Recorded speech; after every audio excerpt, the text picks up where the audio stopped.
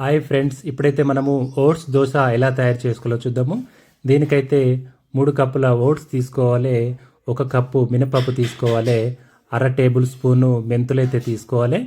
ఇది మా ఇంట్లో మేము నలుగురము, 2 పిల్లలు, మా మేడం కాబట్టి మాకు సరిపడే కొలత తీసుకున్నాం. మీ ఇంట్లో మీ మెంబర్స్ బట్టి మీరు ఎంత సరిపడాలో తీసుకొని రాత్రంతా నానబెట్టి పొద్దున్నే ఇలా ఉదయాన్నే ఎంచక్క ఓట్స్ దోశలు ఇలా తయారు చేసుకోవచ్చండి. చూడండి ఎంత అందంగా చాలా చక్కగా మా మేడం వేస్తుందో చూడండి. ఇలా ఓట్స్ దోశలు రెడీ అయ్యాయి. ఇలా ఉదయాన్నే మీరు వేడివేడిగా ఓట్స్ దోశలు తినడము చాలా ఆరోగ్యానికి చాలా మంచిదండి. అంటే రెగ్యులర్గా మనము అటుకులు, ఉప్మా ఇవన్నీ తింటూ ఉంటాము. కానీ వెరైటీగా మీరు ఎప్పుడైనా సండే కానీ ఎప్పుడైనా మీకు వీలైనప్పుడు ఇలా ఓట్స్ దోశలు తయారు చేసుకొని తినే ప్రయత్నం చేయండి.